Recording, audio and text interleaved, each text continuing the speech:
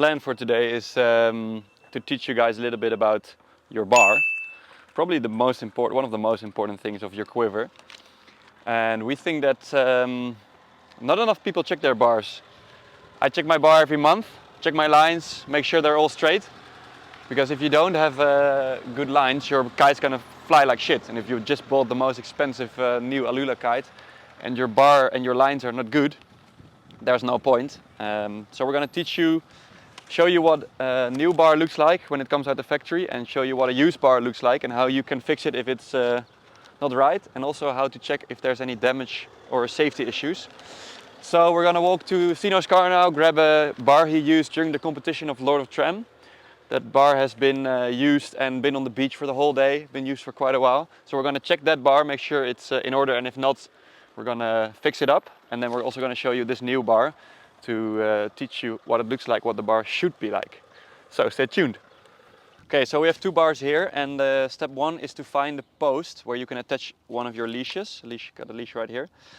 This looks like a very steady post. So we can use it to attach a leash, and then we'll go to step two. So you can attach your leash like this to any post or fence that's not going to move too much. There we go. Step two is just to roll out your lines like you would as if you were getting your kite ready and you're gonna launch. While you're walking out your lines, you can put your index finger and thumb over the line while you're walking to feel if there's any bumps or strange feelings on the lines themselves. If you feel something like a knot or something, it means you need to check that and fix that. These lines didn't feel like there was anything wrong with them, so we're going to attach them to the leash right now. So the main reasons to check your lines is safety. If there's a knot in your lines, it means it's likely to break. If you had a tangle with someone, for example, and the small lines are a bit fragile, it can also break, so safety is very important. And then performance, your kite performance, is also affected a lot by your lines. Lines can shrink and stretch in all different kinds of ways. Your power lines, for example, are under different load than your steering lines. And if you don't wash your lines properly or you don't take care of them enough, they can become different lengths, and then your kite flies either to one side or it stalls, or it just doesn't feel as it should. So that's the two most important reasons why you should always check your lines. One of the things that can happen if your bar is exposed to sand is that you can see here this line is made all of different pieces of thin line, this Dyneema. If there's sand coming in between the ropes here, in between the line, and then it goes back, it never actually fully goes back to its original length.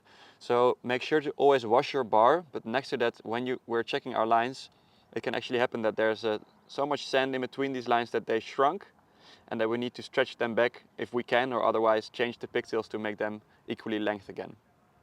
So here we can see these pigtails are not the same length, which means that we're going to have to attach the pigtails on the end here to make sure that we check appropriately as the lines are fixed like this on your kite as well. Because if we would attach the lines like right here, it would mean that our power lines are already 5 centimeters longer than our steering lines. So just loop it like this, wrap the leash around, and that is how it's fixed to your kite. So that's how you should do it if you're going to check your lines. On the knot it can be a bit trickier, but you can see that there's a small loop right here, and that's where you have to go through. That's why they make this as well, that you can check your lines. So you have to make sure that your leash goes in here and you don't tie it around or something. There we go. Then make sure they're all nice and next to each other, like this. And this should be how it's on your kite as well. So just to show you, this loop is just how you would put it onto your kite, like this. And this one I just did around, but you can see here that there's already like 1 to 2 centimeters of difference here. So you really have to make sure that you actually loop this around and then attach it. That's the same length. Yeah. Then step 3 is that we go back to our bar here. Nice and close to the trash here, smells amazing. It's important as well that you fully power the bar, because if you're depowered, you're of course going to shorten the center lines, which is not how the factory wants you to ride it. So you're going to fully power up your bar basically. Then you're going to grab the chicken loop with one hand, the bar with the other, and then lean backwards and hold all lines straight. And then you can look down your lines and you can actually see if one is hanging lower than the other. In this case, these lines are still pretty straight. There's not a big difference here. And we can also look at top with our head above the bar to see if the bar is moving left or right in any way. If the bar would be like this, it would mean that your right line is shorter than the left. But as we can see here, it looks quite nice, this bar. If we just pull the bar back a little bit, we should be able to just touch the stopper at the bottom. And that's exactly how the factory sets up the bar. So this bar is actually still in good condition. We can also come to our power lines here. Yeah, if we grab our cleat here, we can see on these lines if they're straight as well. If we just hold the bar like this and look down the lines, if one of them again is hanging lower than the other one, more than this much, it means that they're not exactly straight.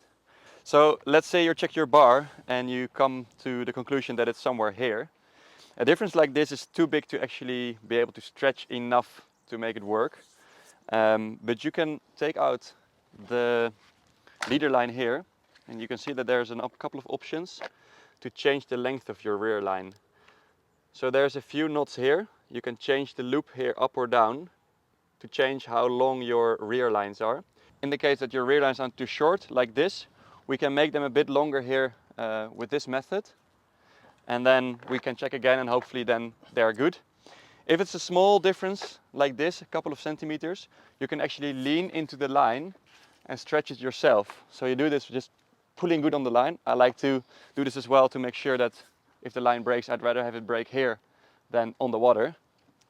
So you just lean back, make sure you give 2 tugs on each side, then check again. And if it's not enough, you can do a couple more. Yeah, just full with your body weight. I mean, I'm 80 kilos and I want to be able to have the line hold at least me. So just check your bar with good strength and don't be afraid. So this is how we properly just checked Stino's bar. Looks, it's all in good shape, so we can roll it up again and then check the factory bar to see if it's the same or not. In this case, the pigtails are all exactly the same length as you can see here. So we can attach them to the leash in a bit of an easier way. At the bottom of the pigtail, there's a loop as well. So we can just attach the lines to that. And that's just a bit easier than trying to get the leash through the little hole right here. Go. It's also fine like this. We just attach the pigtails at the bottom. It's a bit easier. So let's check if this bar is actually correct. I'm going to take these things off.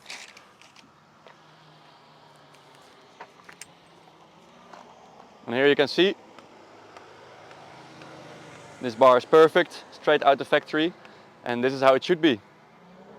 So now that we've checked both these bars and make sure that they're all good, very important is to maintain the quality of your bar. You do that by washing after every session your bar with fresh water to make sure all the sand is out. And I would suggest you check your bar every 6 to 8 weeks. If you have a new bar, check it after 5 sessions because the coating on the line can actually make the line shrink a bit after a few sessions. So check it after about 5 sessions or maybe 20 hours of kiting. And then every 6 to 8 weeks, just check your bar, make sure it's safe, make sure it's straight, and your kite will fly as perfect as it came out of the factory and as it meant to fly, and your bar will be safe for you to use. I got 1, 2, 3, 4, 5, 6, 7, 8 M's in my